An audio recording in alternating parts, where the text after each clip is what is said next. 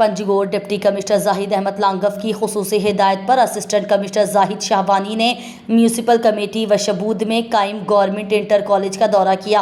Principal Nematullah Bloch ने college की कारकर्दगी और मसाइल से मुतालिक ब्रीफिंग दी। असिस्टेंट कमिश्नर ने कॉलेज के क्लासेस का दौरा किया और तलबा और तालबात से मुलाकात की और उनके मसाइल सुने। बाद अज़ां असिस्टेंट कमिश्नर जाहिद शाहवानी ने RHC हस्पताल वशबूद का भी दौरा किया और आवाम को दी जाने वाली इलाज व मुआवजा की सहूलियात का जायज़ा लिया।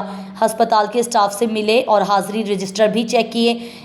इस मौके पर जाहिद शाहवानी ने गुफ्तगू करते हुए कहा कि तालीम और सेहत के शोबों में बेहतरी लाने के लिए हंगामी बुनियादों पर इक़दाम की ज़रूरत है।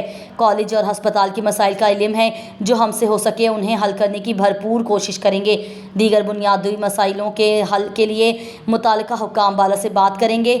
उन्होंने कहा कि कॉलेज और हस्पताल के स्टाफ अपना फ़र्ज़ मनसबी अहसन तरीके से अंजाम देकर आवाम को रिलीफ फराहम करें।